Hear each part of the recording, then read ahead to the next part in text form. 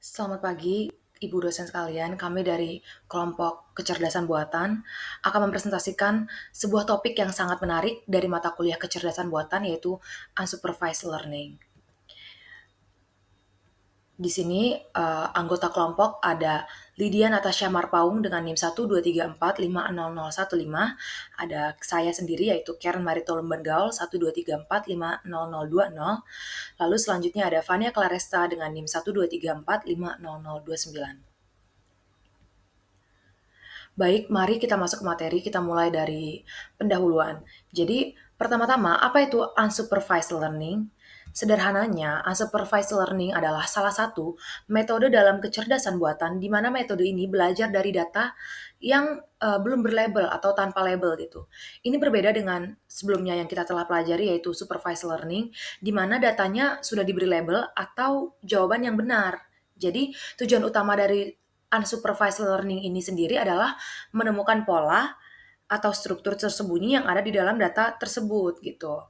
Jadi ada dua ya algoritma utama dalam unsupervised learning, yaitu yang pertama ada clustering, yang dimana clustering ini adalah pengelompokan, dan asosiasi. Pada presentasi kali ini, kita akan berfokus secara khusus membahas clustering. Oke, next slide. Di sini ada penggunaan clustering. Metode clustering ini memiliki banyak sekali penerapan di dunia nyata. Seperti ini, mari kita lihat contohnya. Ada beberapa contoh. Yang pertama adalah dalam biologi nih.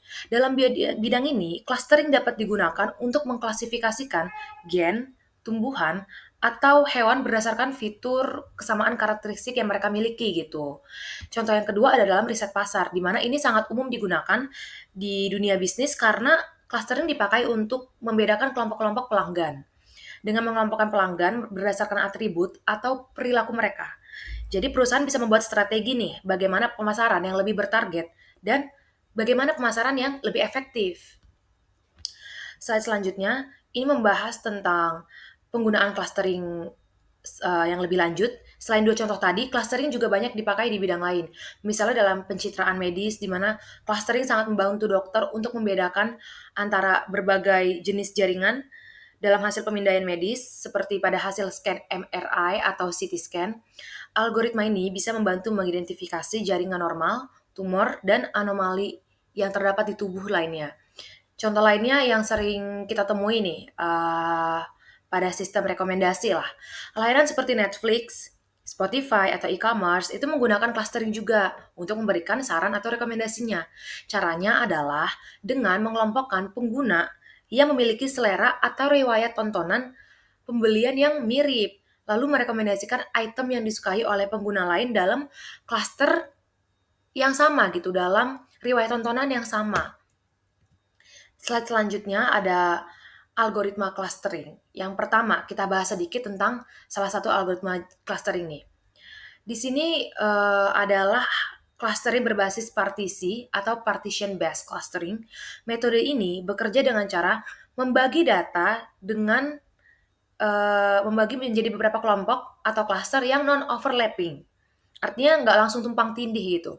Aturan jelasnya, setiap data hanya boleh masuk ke dalam satu cluster saja, di mana tujuan dari pembagian ini adalah agar data di dalam suatu cluster memiliki sifat yang semirip mungkin atau homogen dan sekaligus berbeda dengan data yang ada di cluster lainnya. Contoh algoritma yang paling terkenal dan paling umum digunakan dari jenis clustering tipe ini adalah Cummins clustering.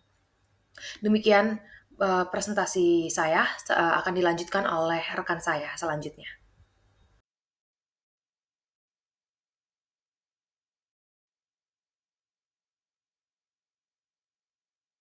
Perkenalkan, saya Lydia Marpaung dengan NIM 123450015 dari kelas AI RA. Di sini saya akan menunjukkan penjelasan tentang algoritma K-means. K-means adalah salah satu algoritma clustering yang paling populer. Cara kerjanya adalah dengan menentukan jumlah cluster K yang kita inginkan di awal. Algoritma kemudian akan mencari pusat cluster atau centroid untuk setiap kelompok. Setiap data akan dikelompokkan ke centroid yang terdekat darinya. Setelah itu, posisi centroid akan terus diperbarui berdasarkan rata-rata data dalamnya sampai posisinya stabil atau tidak berubah lagi. Contoh, pengelompokan pelanggan bank menjadi 3 kategori, yaitu K sampai dengan 3 menjadi pelanggan hemat, sedang, dan boros.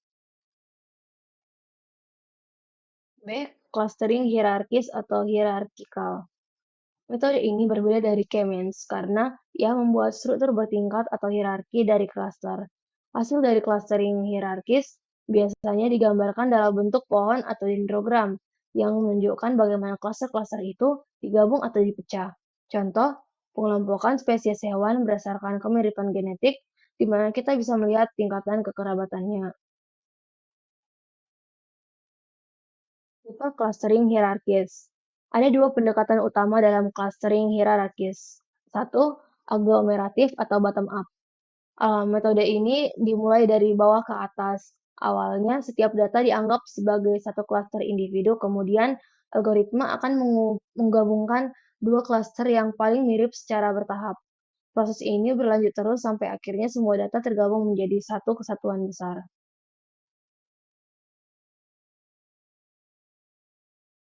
Yang kedua ada divisif atau top down. Ini adalah kebalikannya, dimulai dari atas ke bawah. Awalnya mulai semua data berada dalam satu klaster besar. Kemudian klaster itu akan dipecah atau dipisah menjadi klaster-klaster yang lebih kecil secara bertahap. Kemudian C, clustering berbasis kepadatan atau density base. Metode ini mengelompokkan data berdasarkan kepadatan di titik suatu area. Daerah yang memiliki titik padat akan dianggap sebagai satu klaster. Titik yang berdiri sendiri atau berada di area yang tidak padat akan dianggap sebagai noise atau outlier dan tidak termasuk dalam klaster manapun. Contoh utamanya yaitu algoritma yang populer untuk ini adalah DB-Scan. Selanjutnya, saya akan menjelaskan tentang algoritma pada DBSCAN. DBSCAN itu bekerja dengan menggunakan dua parameter utama. Yang pertama, epsilon. Epsilon ini adalah parameter untuk menentukan jarak maksimum antara dua titik agar bisa dianggap sebagai tetangga. Kemudian, min PTS. Ini adalah jumlah minimum tetangga yang harus dimiliki sebuah titik agar ia bisa dianggap sebagai pusat klaster atau core. Contohnya yaitu adalah metode ini sangat baik untuk menemukan titik-titik kemacetan di peta kota, di mana area macet atau yang padat akan menjadi klaster dan jalanan sepi tidak akan masuk klaster. Kemudian jarak antar klaster atau linkage. Yang pertama ada single linkage, yaitu untuk mengukur jarak antar klaster berdasarkan jarak terdekat antar dua titik di klaster yang berbeda atau jarak minimum. Kemudian yang kedua ada complete linkage, di mana ini mengukur jarak berdasarkan jarak terjauh antara dua titik di klaster yang berbeda atau bisa disebut dengan jarak maksimum. Kemudian ada average linkage, yaitu mengukur jarak berdasarkan rata-rata dari semua perbedaan jarak antar titik di klaster yang berbeda. Dan terakhir ada centroid linkage, di mana ini untuk mengukur jarak berdasarkan jarak antar titik pusat atau centroid dari masing-masing klaster.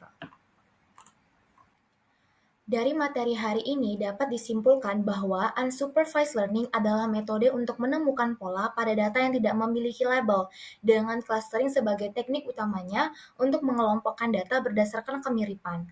Kita telah membahas 3 algoritma utama, K-means yang membagi data menjadi cluster, clustering hierarki yang menyusun data dalam struktur pohon, dan DB-Scan yang mengelompokkan data berdasarkan kepadatan sekaligus bisa mendeteksi noise.